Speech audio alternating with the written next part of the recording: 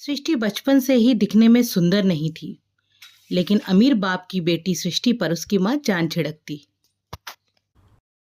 मेरी बेटी कितनी प्यारी है। भगवान सबको सृष्टि जैसी बेटी दे। सृष्टि धीरे धीरे बड़ी होती है।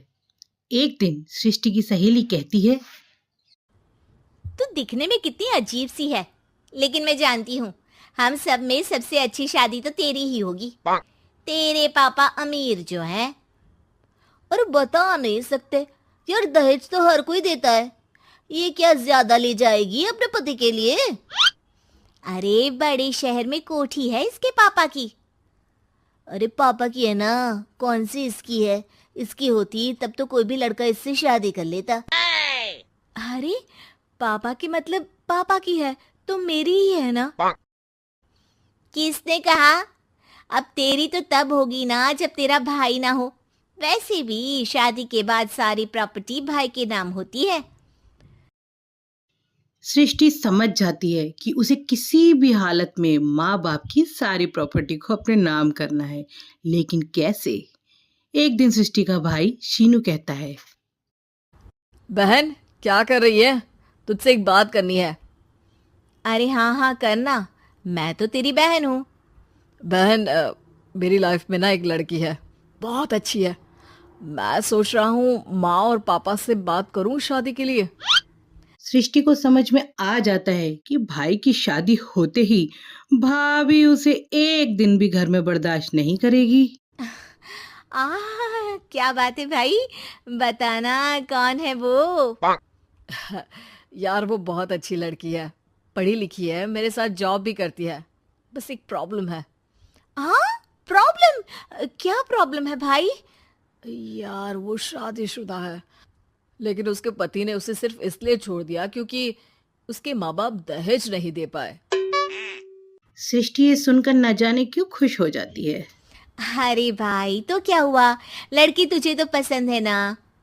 शीनू को लगता है कि बहन उसे समझ रही है और वो इस बात से अनजान होता है कि उसकी बहन की मंशा पूरा घर हड़पने की है। सृष्टि अपनी माँ से कहती है, मम्मी मुझे तो बहुत चिंता है। पता है शीनू क्या कर रहा है? अरे क्या कर रहा है? वो तो काम पर जाता है और वापस घर आता है। नहीं ना माँ, वो यही तो नहीं कर रहा, बाकी सब कर रहा है। आपको पता है उससे प्यार है, और वो भी एक शादीशुदा लड़की से। ये क्या हो गया? मैं सोसाइटी में क्या मुंह दिखाऊंगी? अरे तेरे पापा तो यही कहेंगे कि मैंने ही उसे बिगाड़ दिया है। माँ देखो, मेरी बात मानो, पापा पर भी विश्वास करने की जरूरत नहीं है। अब आप ही बताओ, पापा इतनी देर घर के बाहर रहते हैं क्यों, बोलो? अरे बेटा वो तो नौकरी करते हैं ना। तू बहुत भोली है माँ। पापा का ऑफिस तो 7 बजे खत्म हो जाता है, लेकिन देखो कितनी देर से आते हैं। अरे नहीं नहीं बेटा, ऐसी कोई बात नहीं है। सृष्टि माँ को एक औरत से बात करते पिता की फोटो दिखाती है। देखो माँ, कैसे हैं पापा? मैं ना कहती थी कि पापा सही नहीं है। मैं तेरे पापा से बात करूंगी, दे फोटो मुझे। ओ माँ, वो तो डिलीट हो गई। लेकिन चल, तूने तो देख लिया ना। पापा से बाद में बात कर लेना, और हाँ, मेरा नाम बिल्कुल मत लेना, हाँ माँ? अब क्या था, सृष्टि के माँ और पिता के बीच झगड़ा होना शुरू हो जाता है। सृष्टि के मन में क्या चल रहा था कोई नहीं जानता था, लेकिन एक दिन माँ, सृष्टि के लिए एक लड़का देखा है, वो लोग शाम को उसे देखने आने वाले हैं। और हाँ माँ, एक खुशखबरी, मैं और पापा मिलकर एक नया बिजनेस ट्राई कर रहे हैं। शाम को लड़का आता है, सांवले रंग का। सृष्टि को तो बिल्कुल भी पसंद नहीं आता। लड़के की माँ कहती है, लड़की का चेहरा तो कोई खास नहीं, लेकिन अगर मेरे बेटे को आप लोग सेटल कर दें तो मैं उसकी शादी आपकी बेटी से करवा दूं। सृष्टि को लड़का बिल्कुल पसंद नहीं था। उसे भाई पर गुस्सा आ जाता है।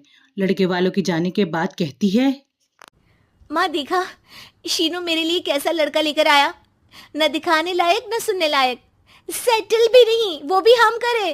अरे माँ, मैं जानती हूँ ये मेरी शादी किसी भी घर में क्यों करवाना चाहता है। अरे कैसी बात कर रही है बहन?